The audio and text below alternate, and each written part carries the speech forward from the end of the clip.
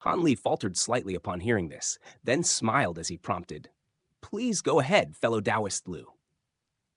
Recently, several fellow Taoists and I discovered a set of ruins deep in the Heavenly Peak mountain range in the north. However, there are quite a few powerful restrictions and some other hazards present in the ruins. So we all decided to come back and recruit some more people to explore the ruins together.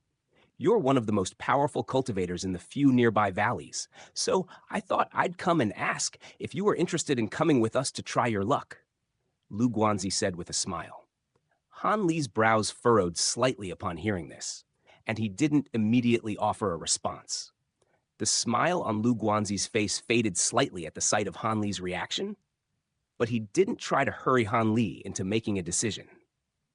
"Thank you for the invitation, fellow Taoist Lu, but I'm busy with some other things at the moment, so I'm afraid I won't be able to explore the ruins with you," Han Li replied after a brief silence.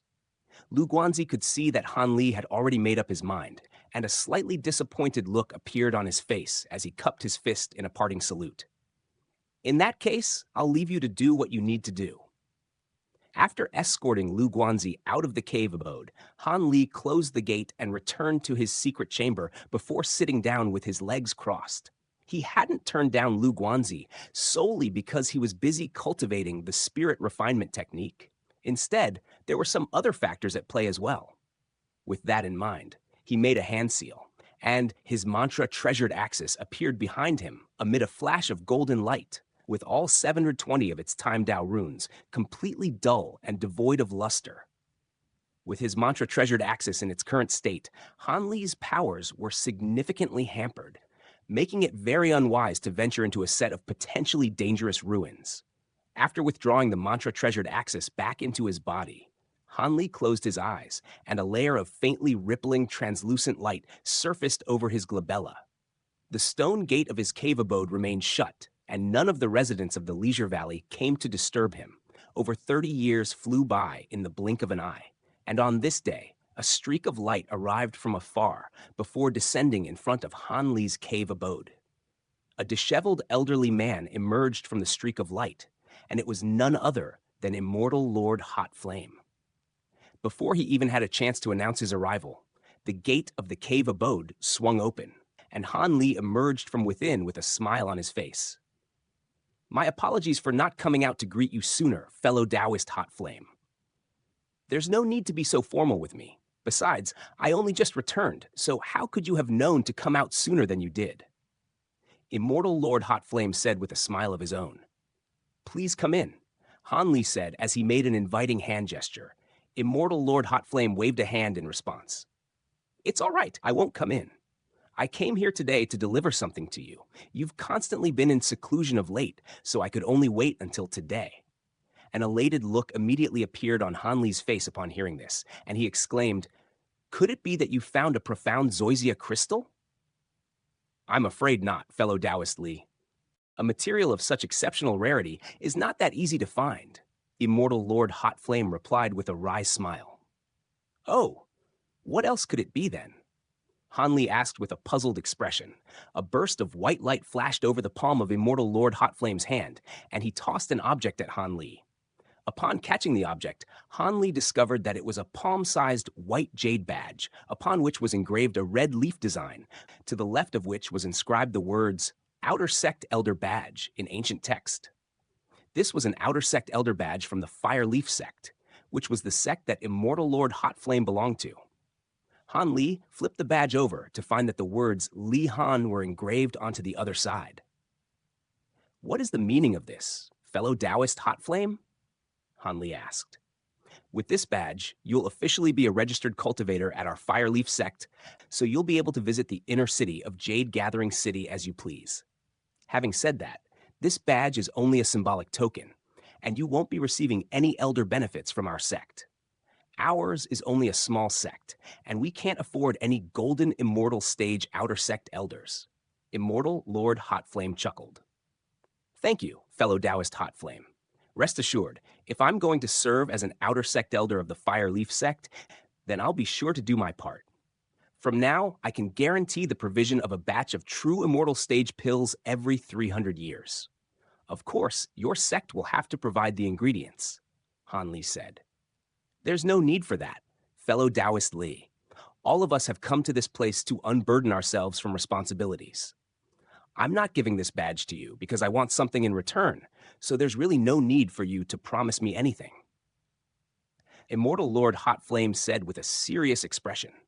Rest assured, refining a batch of true immortal stage pills every 300 years is not much of a hassle for me at all. I presume it wasn't easy for you to secure this elder badge for me, so it's the least that I can do, Han Li said. Even though Immortal Lord Hot Flame wasn't explicitly asking for anything in return, Han Li naturally couldn't just take the badge free of charge. Furthermore, it was clear from the barely concealed delight in Immortal Lord Hot Flame's eyes that this was the exact outcome that he had been hoping for. In the short term, a batch of true immortal stage pills every 300 years wasn't going to have much of an impact. But how would it look after tens of thousands of years? It wouldn't exactly be enough to elevate the Fireleaf sect to a whole new level, but it would certainly allow the sect to put some distance between itself and its closest competitors. Even though Immortal Lord Hot Flame had come to reside in the Leisure Valley to escape from his worldly responsibilities, it was clear that the Fireleaf sect still held an important place in his heart. All official personnel changes in large and medium-sized sects within the territory of Jade Gathering City had to undergo a screening and registration process with the Black Mountain Immortal Palace.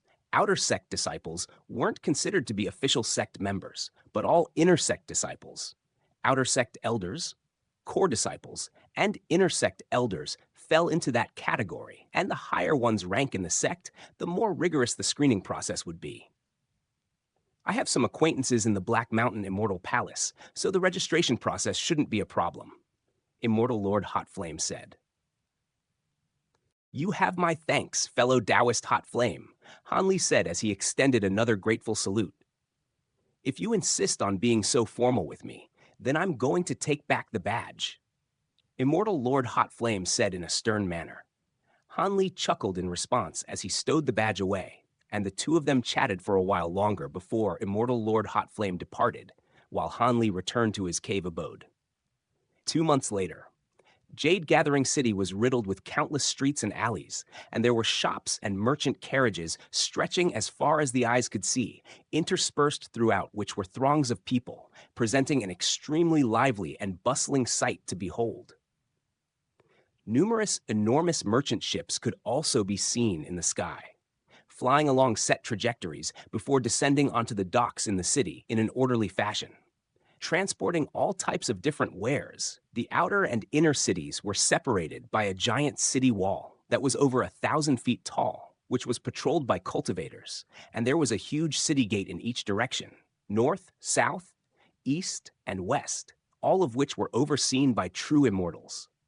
The people streaming through the northern gate of the inner city was relatively sparse compared with the other 3 gates, and there were only fewer than 200 people gathered there in a line, waiting to be examined before being granted permissions to enter the inner city. Near the back of the line was none other than the azure-robed Han Li, who was currently inspecting the city gate up ahead. Numerous array patterns had been engraved into the city wall around the gate, and they would glow with azure light whenever someone made their way through the gate.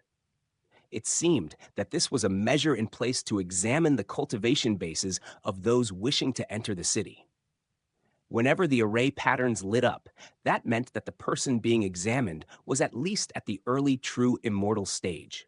And as long as they were verified to be registered with a local sect, then they were granted free passage into the inner city.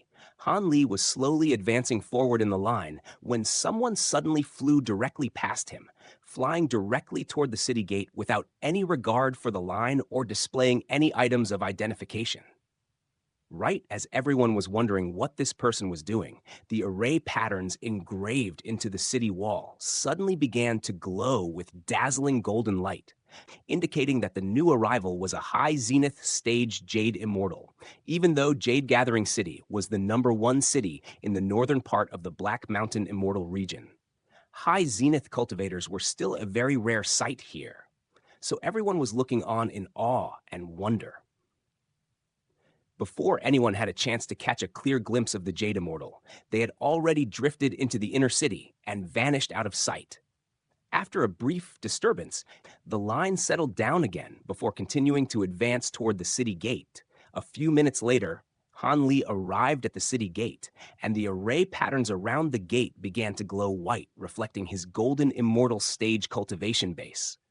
At the request of the cultivators stationed at the city gate, Han Li offered up his Fireleaf Sect Elder badge, and one of them accepted the badge before placing it onto a nearby stone platform. The miniature array on the stone platform immediately lit up to examine the badge, and moments later, the badge was returned to Han Li by a middle-aged cultivator, who said in a respectful manner, "You're free to enter the inner city, senior." Han Li recovered his badge before making his way through the city gate, and as soon as he set foot into the inner city, he instantly felt as if his surroundings had become a little brighter, while the spiritual qi in the surrounding air had also become more abundant. Han Li examined his surroundings briefly to discover that there were countless strange runes engraved onto the ground and the walls of the nearby buildings. And he couldn't help but remark to himself, "This entire inner city has been constructed like an immortal sect. No wonder the people on Relaxation Mountain always speak of the inner city of Jade Gathering City with such reverence." As he made his way deeper into the inner city, he discovered that it was far more peaceful here than in the outer city. There weren't many pedestrians on the streets, and most of them were traversing from one shop to another. Han Li picked out a shop that was situated in a large 3-story pavilion before making his way inside. But it didn't take long before he was escorted back out of the shop by an apologetic-looking shopkeeper. According to the shopkeeper, only 3 shops in Jade Gathering City had any chance of having a profound Zoysia crystal in their catalog. And even if they did, they were very unlikely to be willing to sell such a precious material. Han Li had already anticipated this, so he wasn't overly disappointed, but he still decided to try his luck in the city.